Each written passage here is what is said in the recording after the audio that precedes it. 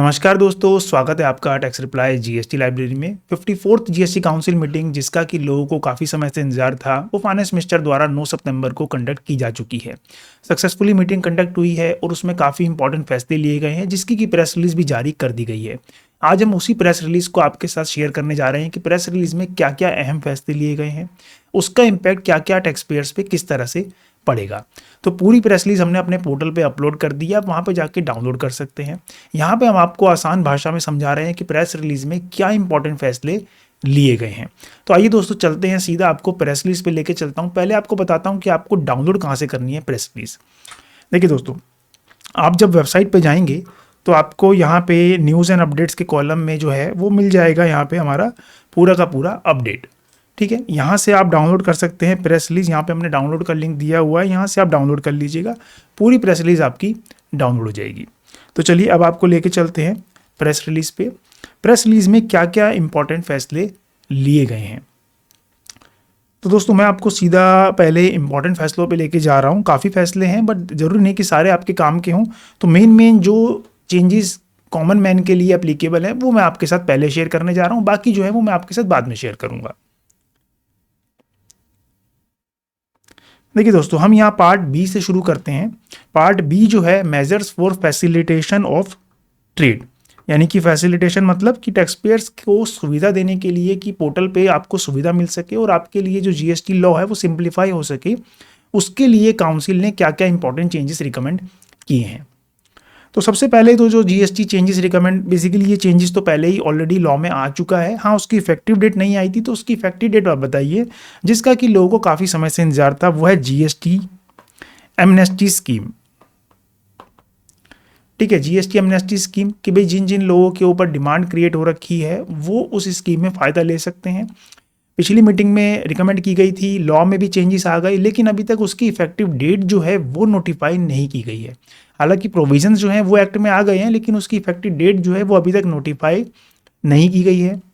और effective date notify ना होने की वजह से वो प्रोविज़न जो है अभी तक इन इफेक्ट नहीं है। तो यहाँ पे वही बताया गया है कि वो जो प्रोविजंस हैं वो कब इफेक्ट में आएंगे, कैसे आएंगे। तो दोस्तों, यहाँ पे एमनेस्टी स्कीम के बारे में बताया है कि 17-18, 18-19 और 19-20 की जो 3 सालों की लोगों की डिमांड है सेक्शन 73 में, वो अपना टैक्स पे कर सकते हैं बिना इंटरेस्ट और पेनल्टी के अप टू 31 मार्च 2025, यानी 31 मार्च 2025 तक उन लोगों के पास टाइम है कि वो पे कर सकते हैं अपना टैक्स। उसमें आपको इंटरेस्ट और पेनल्टी जो है वो आपका वेव ऑफ हो जाएगा। प्रोविज़न कब से इफेक्ट में आएंगे? देखिए, प्रोविज़न भी इन्होंने बता दिया है कि प्रोविज़न जो है वो 1 नवंबर 2024 से इफेक्ट में आ जाएंगे। तो अभी सितंबर चल रहा है, तो अभी आपके पास 2 महीने हैं, 2 महीने तक आप तैयारी कर सकते हैं। उसके बाद ये प्रोविज़न इफेक्ट में आ जाएंगे, तो फिर उसके बाद आप अपना टैक्स जमा करा सकते हैं और अपना जो रिलीफ है वो ले सकते हैं इस एमनेस्टी स्कीम के अंदर। तो यहाँ पे इन्होंने डेट भी बता दिया, ईयर भी बताए हैं, 17-18, 18-19, 19-20।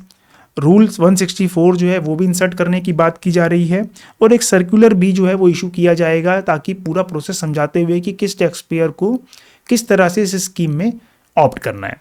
अब दूसरा सवाल दोस्तों जो आता है कि भाई जिन लोगों ने ऑलरेडी दे दिया है, क्या उन्हें रिफंड मिलेगा? तो दोस्तों देखिए, अभी तक तो आज तक किसी को मिला नहीं। जितनी भी एमनेस्टी स्कीम अभी तक जीएसटी में आई, उसमें जिन लोगों ने एमनेस्टी स्कीम आने से पहले ऑलरेडी इंटरेस्ट, पेनल्टी या कोई भी जो टैक्स है ऐसा जमा करा दिया था जो स्कीम में नहीं जमा कराना था, तो उन लोगों को अभी तक इस तरह का कोई रिफंड नहीं दिया गया है। हालांकि सर्कुलर में पता चलेगा कि भाई ऐसा कोई रिफंड मिलेगा या नहीं मिलेगा, बट जहाँ तक मुझे लगता है, जैसा कि अब तक चलता आया है, कि भाई रिफंड नहीं दिया जाएगा।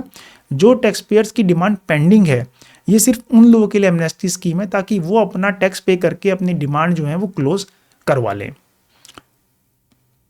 दूसरा इंपॉर्टेंट चेंज जो आया है दोस्तों, वो आया है सेक्शन 16 का। ऑलरेडी चेंज तो आ चुका है लॉ में, सिर्फ उसकी इफेक्टिव डेट जो है वो यहाँ पे नोटिफाई नहीं की गई थी।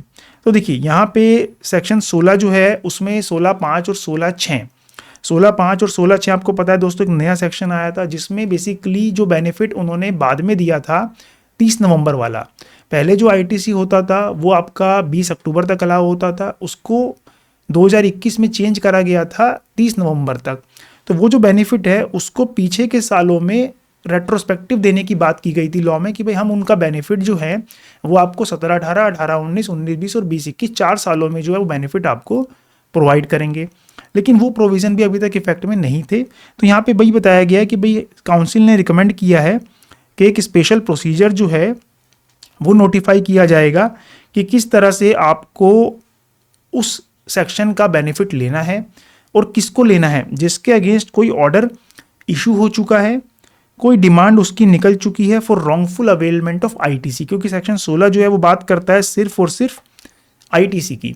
तो जिन्होंने भी अपना आईटीसी एक्सेस लिया था और उनकी 16/4 के अकॉर्डिंग डिमांड निकली थी, बट वो 16/5 और 16/6 में एलिजिबल थे, पर 16/5 16/6 तो अभी आया है। तो उन लोगों को बेनिफिट किस तरह से मिलेगा, इसके लिए पूरा एक सर्कुलर जो है वो काउंसिल ने रिकमेंड किया है कि हम आपका इशू करेंगे। वो सर्कुलर 16/5 और 16/6 के पूरे प्रोविज़न को आपको बताएगा कि आपको किस तरह से उस ऑर्डर के अगेंस्ट यहाँ पे रिलीफ लेनी है। तो वो सर्कुलर आएगा तो हम आपके साथ पूरी डिटेल शेयर करेंगे कि किस तरह से आपको प्रोसीड करना है आगे। दूसरा दोस्तों, ये एक रिफंड ऑफ एक्सपोर्ट का है, इसको हम अलग से वीडियो बनाएंगे इसके ऊपर, क्योंकि ये काफ़ी लंबा टॉपिक है, यहाँ इस वीडियो में ये कंपाइल नहीं हो पाएगा, तो इसके लिए हम सेपरेट वीडियो आपके साथ शेयर करेंगे। फोर्थ पॉइंट जो है, ये 3 सर्कुलर इशू करने की बात की जा रही है, जिसमें 3 सर्कुलर इशू किए जाएंगे। पहला, clarification on place of supply for advertising services provided by Indian advertising services to foreign entities, यानी जो इंडियन एडवर्टाइजिंग कंपनीज हैं वो अगर कोई फॉरेन एंटिटीज़ को सर्विस दे रही हैं तो उनके लिए प्लेस ऑफ सप्लाई क्या होगा, उसके लिए एक अलग से सर्कुलर आएगा। Clarification regarding availability of ITC on demo vehicles by the dealer of the vehicle manufacturer, यानी कि जो डीलर्स हैं वो डेमो व्हीकल प्रोवाइड कराते हैं, तो उसके ऊपर भी आईटीसी की क्लेरिफिकेशन जो है वो डिपार्टमेंट इशू करेगा। तीसरा है clarification on place of supply for data processing services, data hosting services provided by service provider located in India to the service provider located outside India, यानी कि जो सर्विस प्रोवाइडर इंडिया से बाहर services दे रहे हैं डेटा होस्टिंग की, उनके लिए प्लेस ऑफ सप्लाई क्या होगा, उसके लिए भी क्लेरिफिकेशन इशू की जाएगी। अगला चेंजेस दोस्तों बहुत बड़ा है, ये B2C, ये बहुत इंपॉर्टेंट चेंजेस होने वाला है। ये सबसे इंपॉर्टेंट चेंज मुझे लगता है कि इस मीटिंग में लिया गया है, हालांकि एमनेस्टी स्कीम पे भी लिया गया है, सेक्शन 16/4 पे और 16/5 और 16/6 पे भी लिया गया है, बट मुझे लगता है ये सबसे बड़ा चेंज है B2C इनवॉइसिंग का, जो एक मेजर टर्न पॉइंट होने वाला है जीएसटी इवेजन को रोकने के लिए फ्यूचर में।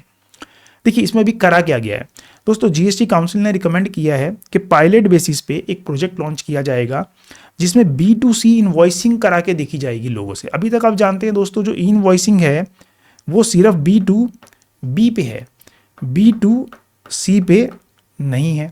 तो B2C पे डिपार्टमेंट यहाँ पे लॉन्च करने जा रहा है इनवॉइसिंग, ई इनवॉइसिंग, लेकिन इसको पायलट बेसिस पे लॉन्च किया जाएगा और ये वॉलंटरी रहेगा। सबसे बड़ी बात है कि वॉलंटरी रहेगा और सिलेक्टेड सेक्टर्स और स्टेट्स में रहेगा, यानी कि अभी ऑल ओवर इंडिया इसको लॉन्च नहीं किया जा रहा है, सिर्फ सिलेक्टेड स्टेट्स में किया जाएगा और सिलेक्टेड सेक्टर में किया जाएगा और वॉलंटरी बेसिस पे रहेगा, वो भी मैंडेटरी नहीं होगा। हालांकि पायलट है, वॉलंटरी बेसिस पे इशू किया है, तो देखिए दोस्तों आप समझ ही रहे होंगे कि जब भी कोई नई चीज़ डिपार्टमेंट इशू करता है, जीएसटी काउंसिल रिकमेंड करता है, जैसे कि आधार ऑथेंटिकेशन जो किया गया था वो भी पहले पायलट बेसिस पे किया गया था, फिर उसको धीरे धीरे पूरे इंडिया पे मैंडेटरी कर दिया गया।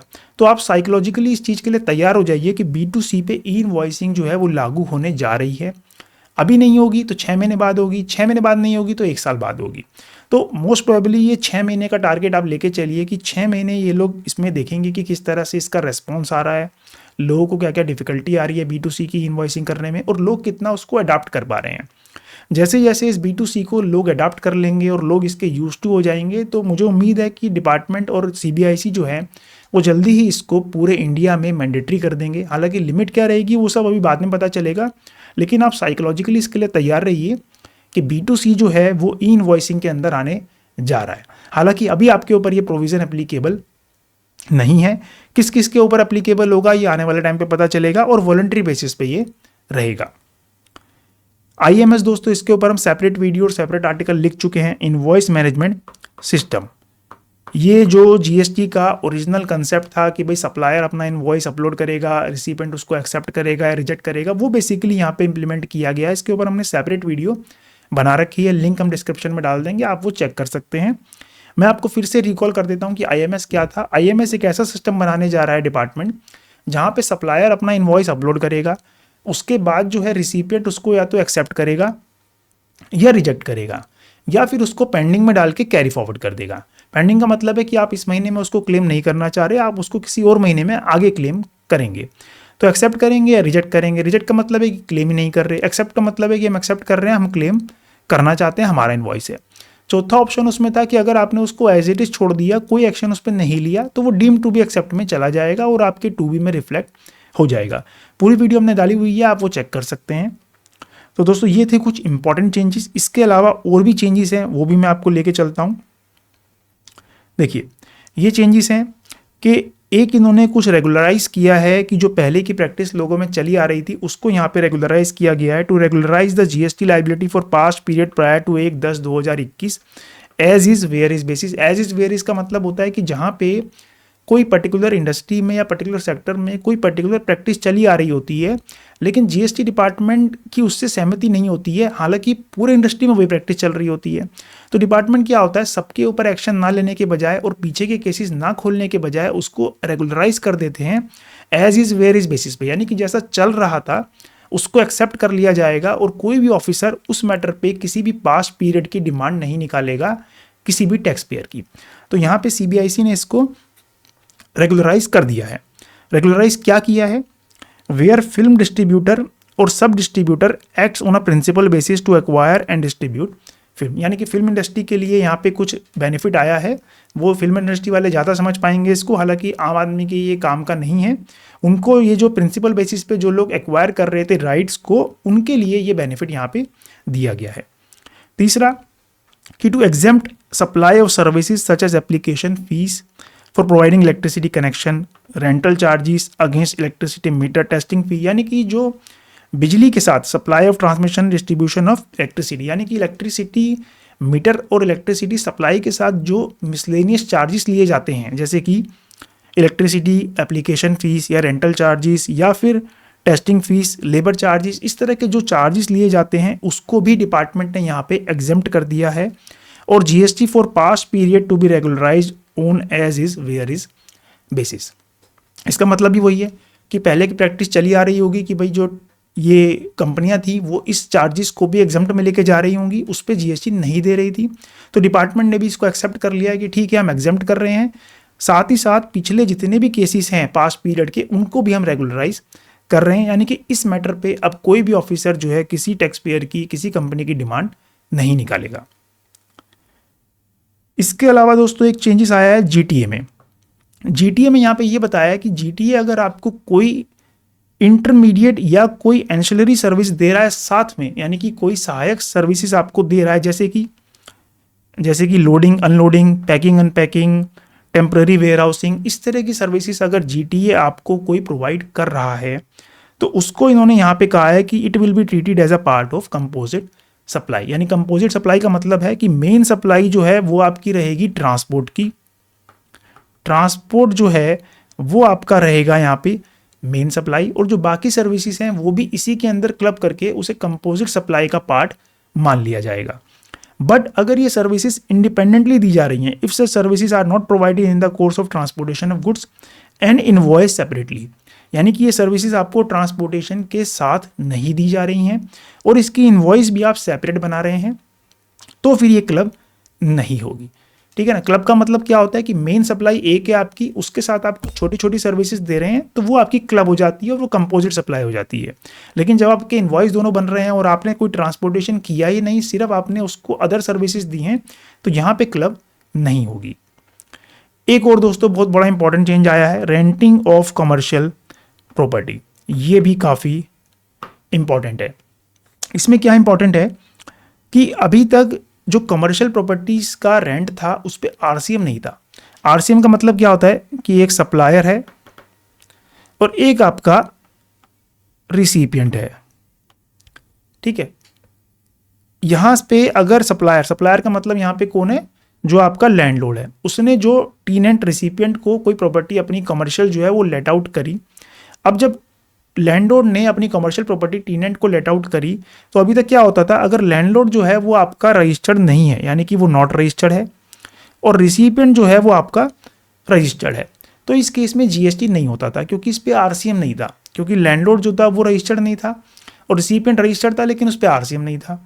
तो यहाँ पे अब डिपार्टमेंट ने ये बताया है कि भाई अगर कोई भी अनरजिस्टर्ड पर्सन जो है वो रेंटिंग ऑफ कमर्शियल प्रॉपर्टी करेगा किसी भी रजिस्टर्ड पर्सन को, तो उसके ऊपर आरसीएम लगेगा टू प्रिवेंट रेवेन्यू लीकेज। देखिए लीकेज तो था यहाँ पे, क्योंकि सप्लायर रजिस्टर्ड नहीं था लेकिन रिसिपेंट रजिस्टर्ड था, तो यहाँ पे लीकेज तो हो रहा था। तो इसको कवर करने के लिए डिपार्टमेंट ने रेंटिंग ऑफ कमर्शियल प्रॉपर्टी को भी आरसीएम के अंदर ले आए हैं। यानी कि अब कमर्शियल प्रॉपर्टी पे जो जीएसटी लगेगा ही लगेगा, चाहे सप्लायर रजिस्टर्ड हो या ना हो। अगर सप्लायर रजिस्टर्ड है तो फॉरवर्ड चार्ज में लगेगा, अगर सप्लायर रजिस्टर्ड नहीं है तो रिवर्स चार्ज में लगेगा। एक और चेंजेस आया है, import of services by branch office. यहाँ पे एक सर्विसेज को एग्जम्प्ट करने की बात की जा रही है जो इंपोर्ट ऑफ सर्विसेज लेती हैं फॉरेन एयरलाइंस कंपनी की एस्टेब्लिशमेंट। यानी अगर कोई फॉरेन एयरलाइन कंपनी है, उसकी कोई एस्टेब्लिशमेंट इंडिया में बनी हुई है, वो अगर किसी अपनी फॉरेन एंटिटी से कोई सर्विस लेती है विदाउट कंसिडरेशन, तो उसको यहाँ पे एग्जम्प्ट करने की बात की गई है और उसको भी रेगुलराइज कर दिया है as is where is basis पे। इसका मतलब है कि पहले भी ये कंपनियां जीएसटी नहीं दे रही थी, तो उसको यहाँ पे डिपार्टमेंट ने एक्सेप्ट कर लिया है और रेगुलराइज कर दिया है। छोटे छोटे चेंजेस हो रहे हैं दोस्तों कि यहाँ पे एफिलिएशन सर्विसेज को क्लेरिफाई किया गया है कि अगर कोई एफिलिएशन सर्विसेज प्रोवाइड की जा रही है एजुकेशनल बोर्ड द्वारा, जैसे कि सीबीएसई, तो यहाँ पे उन्होंने बताया है कि ये टैक्सेबल रहेगी, एग्जम्प्ट नहीं है। However affiliation services provided by state and central educational board जो है वो एग्जम्प्ट रहेगी, ठीक है, वो एग्जम्प्ट रहेगी। लेकिन पास्ट पीरियड का उन्होंने फिर से रेगुलराइज कर दिया है, यानी कि पास्ट पीरियड का अगर कोई केस है इन पीरियड का जो मेंशन किया गया है 1/7/2017 से 17/6/2021 का, तो उसको रेगुलराइज कर दिया गया है, उस पर कोई भी डिमांड रेज नहीं की जाएगी ऑफिसर द्वारा। To clarify by way of circular affiliation services provided by university और टू कॉन्स्टिट्यूएंट कॉलेज, यानी एफिलिएशन सर्विस कोई प्रोवाइड कर रही है यूनिवर्सिटी अपने कॉलेज को, वो एग्जम्पशन के दायरे में नहीं आएगी और उसके ऊपर 18% जीएसटी लगेगा। तो ये भी क्लेरिफिकेशन यहाँ पे आने वाली है। अभी सिर्फ रिकमेंड किया है, क्लेरिफिकेशन, सर्कुलर और नोटिफिकेशन सब कुछ अभी इशू किया जाएगा। पीएलसी, यहाँ पे पीएलसी के लिए बताया है कि पीएलसी को भी एक कंपोजिट सप्लाई का बताया है कि भाई ये पीएलसी जो है ये भी कंपोजिट सप्लाई की तरह ही माना जाएगा। प्रेफरेंशियल लोकेशन चार्जेस, पीएलसी का मतलब आप समझते हैं दोस्तों कि भाई आप कोई प्रॉपर्टी किसी से कंस्ट्रक्शन सर्विस करवा रहे हैं और आपको कोई प्रेफर्ड लोकेशन चाहिए, तो उसके आप एक्स्ट्रा चार्जेस देते हैं। तो सीबीआईसी ने बताया है कि पीएलसी चार्जेस जो हैं वो मेन सप्लाई यानी कंस्ट्रक्शन सर्विस जो है उसके साथ कंपोजिट सप्लाई ही माना जाएगा और कंपोजिट सप्लाई वाला ट्रीटमेंट ही उसके ऊपर लगेगा। Supply of research and development services, यहाँ पे भी कुछ यहाँ पे एग्जम्पशन देने की बात की गई है रिसर्च एंड डेवलपमेंट सर्विसेज पे, ठीक है। फ्लाइट ट्रेनिंग सर्विस है, transport of passenger by helicopter, यानी कि अगर हेलीकॉप्टर में कोई पैसेंजर को ट्रांसपोर्टेशन सर्विस दी जा रही है on seat sharing basis. Seat sharing का मतलब जो पर सीट चार्ज करते हैं जहाँ पे हेलीकॉप्टर में, वहाँ पे जीएसटी जो है वो 5% लगेगा, ना कि 18%। लेकिन इन्होंने बताया कि चार्टर ऑफ हेलीकॉप्टर पे जो है वो 18% जीएसटी ही लगेगा, यानी शेयरिंग बेसिस पे है तो 5%, चार्टर पे 18%। ये भी बहुत इंपॉर्टेंट है दोस्तों, हालांकि इस पे कोई डिसीजन नहीं हुआ है अभी, लेकिन ये जो मैटर है ये काफ़ी दिनों से हॉट टॉपिक बना हुआ था कि भाई लाइफ इंश्योरेंस और मेडिकल इंश्योरेंस पे जीएसटी हटाने की या कम करने की बात की जा रही थी। लोगों की डिमांड है कि भाई लाइफ इंश्योरेंस या हेल्थ इंश्योरेंस जो है ये बेसिक नीड है लोगों की आज की डेट में, इसके ऊपर जीएसटी जो है वो हटाया जाए, अगर नहीं भी हटा सकते तो एटलीस्ट कम किया जाए। तो इसके ऊपर जो है सीबीआईसी ने अभी जीएसटी काउंसिल ने एक जीओएम ग्रुप ऑफ मिनिस्टर बनाने के लिए रिकमेंड कर दिया है।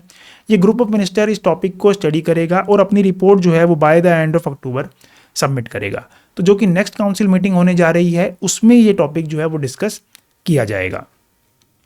ये दोस्तों थी बात गुड्स की। अगर हम सर्विसेज की, अब हम आते हैं गुड्स पे कि गुड्स में क्या क्या चेंजेस किए गए हैं। कार एंड मोटरसाइकिल सीट्स, ये बड़ा ही इंटरेस्टिंग टॉपिक है दोस्तों कि जो मोटरसाइकिल की सीट होती है उसके ऊपर था 28% जीएसटी और जो कार की सीट है उसके ऊपर था 18% जीएसटी। अब ये तो गलत बात है दोस्तों, मोटरसाइकिल तो सस्ती आती है, कार महंगी है। मोटरसाइकिल खरीदने वाला जो होता है वो मिडिल क्लास आदमी होता है, कार खरीदने वाला भी हालांकि मिडिल होता है लेकिन पैसे तो ज़्यादा खर्च कर रहा होता है। तो कार पे की सीट पर 18%, मोटरसाइकिल की सीट पर 28%। तो यहाँ पे काउंसिल ने दोनों को एट पार कर दिया है। उन्होंने कहा ठीक है कार पे भी 28 कर देते हैं, तो उन्होंने कार को भी 28% जीएसटी के दायरे में कर दिया है। और उन्होंने यहाँ पे क्लेरिफाई कर दिया है कि कार सीट जो है वो 9401 का HSN जो है उसके अंदर क्लासीफाई होगा और साथ में उस पर भी 28% ही लगेगा, यानी कार और बाइक दोनों पे अब 28% लग गया है। उसके आगे जो क्लेरिफाई उन्होंने किया है कि रूफ माउंटेड पैकेज यूनिट जो होती है एयर कंडीशन की for railways would be classified under HSN 8415 attracting a GST rate of 28%, यानी कि इस आइटम पे भी 28% रेट लगेगा और ये क्लासीफाई की जाएगी 8415 में। मेटल स्क्रैप एक गुड्स है जिसके अंदर अब RCM आ गया है, यानी इस गुड्स पे अब RCM लगेगा। अगर कोई भी सप्लायर मेटल क्रैप का अगर सप्लाई करता है अनरजिस्टर्ड पर्सन से रजिस्टर्ड पर्सन को सप्लाई करता है तो उसके अंदर जो है वो RCM लगेगा। अगर सप्लायर रजिस्टर्ड नहीं है तो RCM लगेगा। अगर सप्लायर की थ्रेशोल्ड लिमिट जो है वो क्रॉस हो रही है तो फिर यहाँ पे सप्लायर रजिस्ट्रेशन लेगा और उसको GST पे करेगा। कैंसर ड्रग के ऊपर GST जो है वो 12% से 5% कर दिया है। डिपार्टमेंट ने ये अच्छा काम किया है कैंसर की दवाइयाँ ताकि ज़्यादा से ज़्यादा मैन्युफैक्चर हों और लोगों को उसमें कम रेट पे मिल सकें। तो यहाँ पे 7% GST जो है वो सीधा सीधा बचता हुआ दिख रहा है कैंसर ड्रग्स पे। नमकीन and extruded and expanded savoury food products, यहाँ पे भी जो GST है वो कम किया गया है, 18% से लेके 12% किया गया है। ये एट पार कर दिया है इन्होंने। जो भी आपकी नमकीन, भुजिया, मिक्सचर वगैरह इस तरह की आइटम थी पैकेज एंड लेबल्ड, उन सब पे आपका 12% GST लगेगा। और जो अनफ्राइड एंड अनकुक्ड पैलेट्स हैं, स्नैक पैलेट्स, उस पर 5% GST ही कंटिन्यू रहेगा जैसे कि पहले था। तो यहाँ पे सिर्फ और सिर्फ ये जो एक्सट्रूडेड एंड एक्सपेंडेड प्रोडक्ट्स हैं नमकीन वगैरह पे, उस पर जिसमें 18 लग रहा था उस पर अब 12% लगेगा। तो दोस्तों ये थे कुछ GST काउंसिल के इंपॉर्टेंट चेंजेस जो काउंसिल ने रिकमेंड कर दिए हैं। इनकी नोटिफिकेशन, सर्कुलर सब कुछ जल्दी ही रिलीज हो जाएगा। जैसे जैसे अपलोड होता रहेगा हम आपके साथ शेयर करते जाएंगे। पूरी प्रेस रिलीज हमने आपके साथ शेयर कर दी है। इसमें आपको अगर कोई डाउट है, कोई क्वेश्चन है तो आप हमें कमेंट बॉक्स में कमेंट कर सकते हैं, हम उसका जवाब देने की पूरी कोशिश करेंगे। मैंने आपको बता दिया कि आपको डाउनलोड कहाँ से करना है। ये यहाँ से आप जाएंगे तो साइट पे देखिए हमारी, ये आपको पूरा का पूरा मिल जाएगा प्रेस रिलीज। अगर आपके पास कोई प्लान नहीं है हमारी लाइब्रेरी का तो आप एक प्लान ले लीजिएगा GST लाइब्रेरी को एक्सेस करने के लिए, क्योंकि हमारी लाइब्रेरी जो है वो चार्जेबल है। वही लोग एक्सेस कर सकते हैं जिन्होंने हमारी मेंबरशिप ले रखी है। आप 1 साल से लेके लाइफ टाइम तक का कोई भी प्लान ले लीजिएगा। उस प्लान के बाद आपको पूरी सर्विसेज जो है हमारे डेटाबेस की एक्सेस मिलती है। प्लान लेने के बाद आप लाइब्रेरी के न्यूज़ एंड अपडेट सेक्शन में जाइएगा। अपडेट सेक्शन में आपको 54 GST काउंसिल मीटिंग की पूरी प्रेस रिलीज यहाँ पे मिल जाएगी। आप यहाँ से पढ़ सकते हैं। अगर आपको प्रेस रिलीज से रिलेटेड या प्लान लेने से रिलेटेड कोई डाउट है, कोई क्वेश्चन है, तो आप हमारी टीम को भी कॉन्टैक्ट कर सकते हैं। वहाँ से आपकी पूरी हेल्प की जाएगी। धन्यवाद।